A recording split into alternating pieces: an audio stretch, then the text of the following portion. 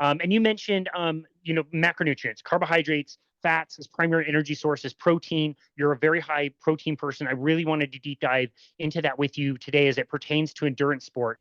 Before we do, I want to just say you and I have a connection. I'm not quite sure if you know about it. I'm not going to say this person's name. You're going to guess. You're going to know who this Oh, person no. is. But I'm Okay. going back. It's 2012. I've been a personal trainer for 5.5 years. I'm using metabolic carts in a gym setting to help tell people what their VO2 max is, what their resting metabolic rate is. I'm, competing. I just finished competing as a cyclist. So I'm using this to try to understand my own training and performance. And our company starts working with some coach who's a triathlon coach who's saying that he's using metabolic carts, but changing nutrition in his athletes who are Ironman athletes. And they are now eating higher fat, lower carbohydrate, and they're eating like 40, 50, 60 calories on the bike, and they are not bonking. And I'm listening to this guy, and I'm thinking about all the carbohydrates that I'm eating and all the snacks and sports drinks and all this crap. And I'm like, these people are eating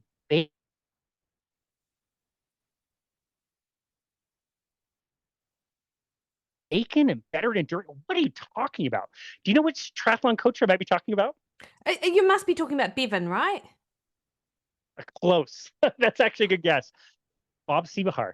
Oh my God, of course. Yes. Okay. So Bob is so great. I love Bob. And he is just he was absolutely my inspiration and our inspiration here in New Zealand to start looking at metabolic parameters for athletes as it pertains to the amount of carbohydrate and fat that they utilize as fuel, and also their metabolic health, because you will appreciate this as well, and the listeners will appreciate too. Like, you cannot be the athlete that you want to be if you're not a healthy person. And so we really just started sort of, I suppose, readjusting our thoughts around fueling because of Bob Seebahar's metabolic efficiency model. And I love it. Brilliant. It was the first time I had ever considered that you could change metabolism or push out, again, like the bonking thing that we all knew very well as endurance athletes. Of course you were going to bonk. Of course you're going to hit the wall at some point. And I thought it was nuts. And I can say, and I've told him this as one of the first guests on my podcast. I know I love the interview that you did with him on your podcast, but to tell him, like, dude, I would not be here doing this type of work if it wasn't for hearing that message first. That's the first time I'd ever heard that. It sounded insane. Insane. And I was just curious if that was one of the first times you had heard about that, or that was the first time you'd heard about that. Oh, that was the first time. Like, and I've said that to Bob as well. Like, I absolutely credit him to getting us interested in it, because that really did then started us doing a bit of a deeper dive. And this is how I moved my thinking, actually, Casey, because of course, as a university trained, in a science degree in nutrition, you really have your blinkers on as to what you think you know and what you think others know. And you're very, and I was very arrogant about what I thought I knew compared to the other information that would be filtering in. Because of course, at the time as well, the internet isn't, I mean, the internet is there, obviously, and Facebook had just started.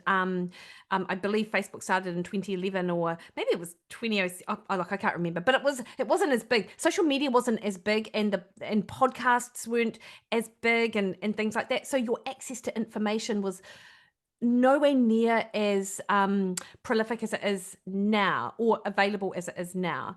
And so it was Bob that then got me down the rabbit hole of, because I loved podcasts as soon as I heard about podcasts.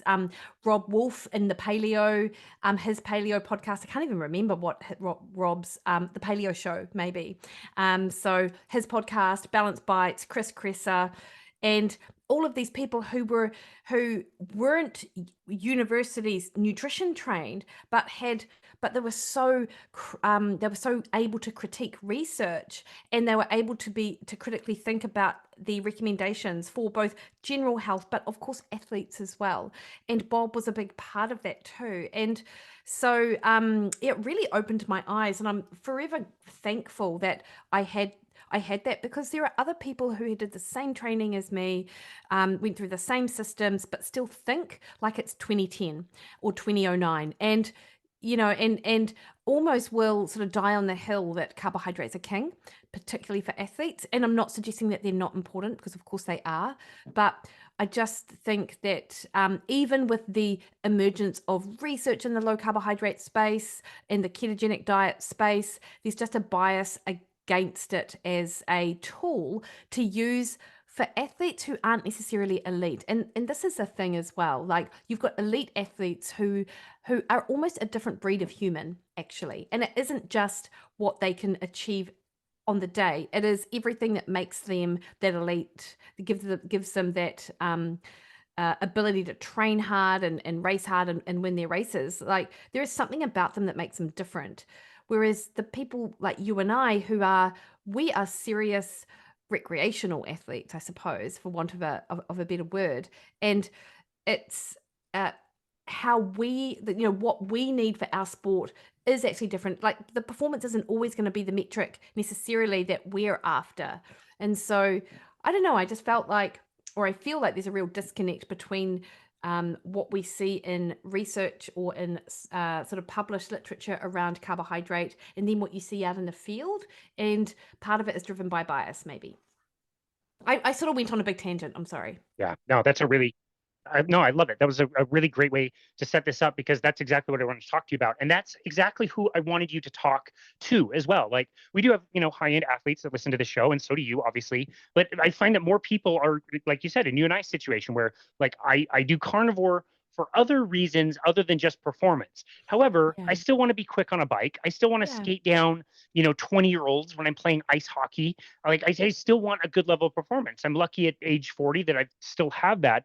But I'm not necessarily willing to give up all the health benefits of being somewhere in the low carbohydrate or carnivore space to get like an increase in performance for the highest echelons of performance. And I think the more people that I work with kind of find themselves in that spot. Like, yeah, we want to perform at the highest level, but also we have other factors and other things we want to pay attention to. I can't, I can listen to Tadej Pogacar and him talking about like the different things that he eats in the Tour de France, and it's thousands and thousands of calories of carbohydrates, and that works for that and what he's doing, and that just doesn't work for me, and it doesn't work for a lot of our athletes as well, who again are like, we're serious about fitness, but it's not like this is the number one most important thing in our lives anymore. And so I just wanted to ask you, with your own personal journey, how has that evolved the way you have fueled your competitions over time? And yeah, tell us about that journey. Yeah, for sure. So I was probably just your usual Nutrition in your own competition. Just the usual probably endurance athlete reliance on gels to fuel. Like, when I was very young, when I was like in my early 20s, and there were these gels called Lepins in New Zealand, and I was training for my first marathon, and we would train every single Sunday long run with gels, and then you'd come home and you'd feel really chuffed that you did a long run, so you treated yourself with lollies and stuff like that, because of course you did, because you ran long. And I ended up gaining 5 kilos for my first marathon, which it absolutely flies in the face of what you would expect, given the fact that I had increased my training, and this happens to a lot of my clients as well before I see them. But then over the years, I sort of had figured out that behavioral aspect, of training and carbohydrate requirements. And if anything, I probably underate for a fair portion of my 30s, like and so therefore struggled with injuries and a bit of stress and stuff like that, albeit I still had some of my best performances during that time too. I remember one particular marathon where I was speaking to my friend Grant, and we would train together because we would work together at AUT, and he's like, carbohydrate is a limiting factor. This is before we discovered Bob, and he said, you just need to eat more gels during your run. And so in one particular run, the Christchurch Marathon, I was trying to go for in under 3 hours, and I had a gel every half hour, and I ended up with diarrhea, literally. And I'd never happened before. And I had to I pulled the pin at 40K. I'm like, there's no way that I'm going through that finish line. And so, and then of course, when we discovered Bob Seaborhall's work and his work on, becoming more fat adapted, so you utilize appropriate amounts of carbohydrate and you're not overshooting the carbs. So I guess my fueling strategy now or evolved to having probably about 30 grams of carbs an hour when I race, because particularly race as in marathon race. But if I'm out there on a trail run and the intensity is, by virtue of the fact that it's a trail run, just a lot less intense, then I am, thinking about carbohydrate, but I'm just thinking about calories as well, actually. So I'm aiming for about anywhere between 150 to 250 calories an hour, depending on where I am in the race. So I'll have some simple sugars on board, but particularly if it's a longer event, then I'm going to be having some food-based stuff.